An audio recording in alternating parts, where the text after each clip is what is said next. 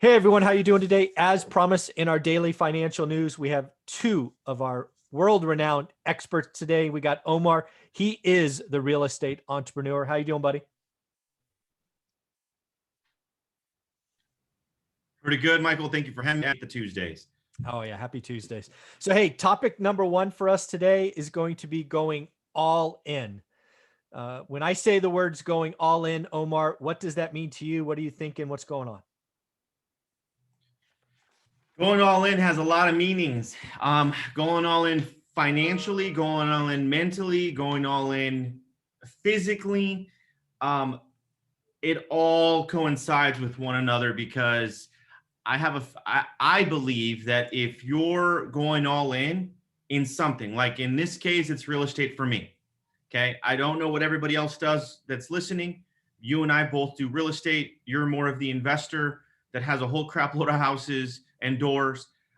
I have doors, but I'm also a realtor, broker, trainer. I have an office, and I lead a team and all this other stuff. So when I say going all in means that you know what your calling's for. Like your calling is to help other people get to another level from where they're at now to somewhere different. Just like you want to implement and you help everyone on your course to get to that first rental, which is the goal. It's like for me, in my case, I'm all in and I know that I want to make sure that each person that's here is going to do their first deal, second deal, third deal, in a calendar year as real estate transactions. Sure. And then add one investment property to each of them. Imagine that 10, 11, 12, 13, 15 people in your company or in your team, and they all do one investment.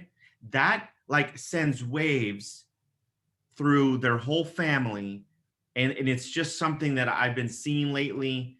And I'm definitely choosing to be all in for them, because when you service to many other people, that leads to yourself not being great, but that whole caption is service to many leads to greatness. Mm-hmm. Service to many leads to ability to change their lives. And in Yeah. tune, you're going to be, your legacy will end up lasting longer. Just like when you're gone, everyone that's in your course, everyone that's taking it, everyone that's plugging in it's going to last longer than you're around. Oh, yeah, I totally agree. I don't know if I've shared with you, but one of my goals is to create something that lives for at least 50 years after I'm dead and gone. Whether I'm, 50 and it happens or 100, right? I want it to last 50 years past me. So I get it.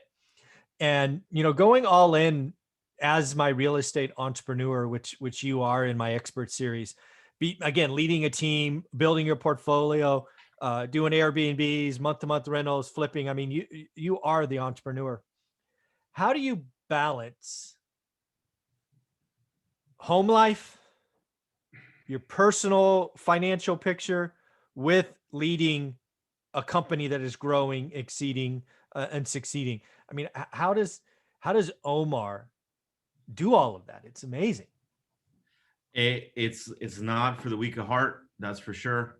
And if I could share with everyone, you guys all have garages, right? And I try to do my best compartmentalizing everything. And when I say that is I attack the boxes that are in the garage. I don't see the whole big picture of like, damn, I got 30 boxes. How am I going to start? Right. No, I take one and I figure it out. Then I move it along. Then I move it along. Then I move it along. It sounds simple, but it's really not. But I think lately I've been focusing on being present. So right now, you and me are present. Okay. I'm all undivided with you right now. Granted, my phone's blowing up. I'm getting the little text messages on the right-hand side on my screen because everybody wants something. Right. Right. But I can't be available for everyone at all times. So right now, you and I have 45 minutes and we're going to be discussing everything, whatever we want to discuss. Okay. So if I take that avenue and apply it to my business, hey, I am working on negotiating contracts. I'm working on calling all my sellers, letting them know their updates. Even though I have an assistant, I still do the same just so they have the interaction. Now, when I'm at home, trust me, everyone takes it home with them in our business. You may not, a little different. You structured it differently initially, but you and your wife are a team. Okay. And we're a team as well. But when I get home, I want to spend some time with the baby. Yeah. And I have to like put this aside. Yeah. I got to put it away. Yeah. Otherwise why are you working and why are you doing everything? Okay. And I'm not perfect. No one is. I don't care what anybody says. If they say, oh, I'm perfect, that's bullshit. Mm-hmm. Because honestly, to have success and to succeed at a high level, there's a lot of, checking yourself going on throughout the day. Yeah. And and not so many things. It's hard. Like I was doing all my Airbnb this morning, had 5 or 6 new people that wanted to respond. And I make sure that I don't have somebody that's taking care of the Airbnb. I do, to make sure, calling my cleaning lady to make sure it's okay if she has a check-in or a check-in on the same day, because I have a 24-hour notice in between. Mm-hmm. But some people want it now, just like everybody else in this industry wants it now. Well, I have to take an hour to figure this out. I take an hour to work out this morning at 5 o'clock. And then when I get here, all right, I got a lot of stuff going on, but I know that we have a 45-minute window, an hour window, and I blocked off an hour. So I think if everybody chooses to block off what they're working on, like be focused on that, and you're going to be so much more efficient.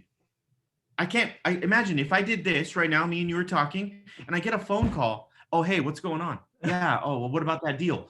That's fucking dumb. Yeah. Because then it serves no purpose. I really can't listen to the person that's calling me. It's disrespectful to you. So the thing is, I will share with everyone, how respectful are you of your own time? That's exactly it. Yeah. So would you do it talking to your mom or dad and or a client? Would you take somebody else's phone call when you're talking to them? No. Yeah. The answer should be no. If it's not, then I don't know what kind of business you're in. Yeah, exactly.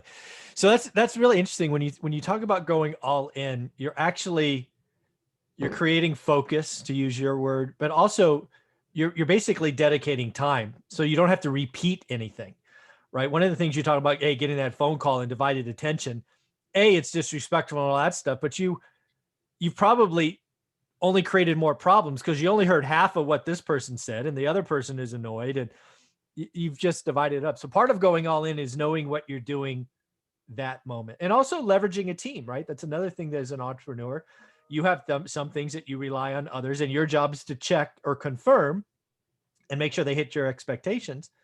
But also leadership, right? You've got to decide when it's time to lead and by example, and when it's time to, do something else. So going all in is just, you only get one trip around, right?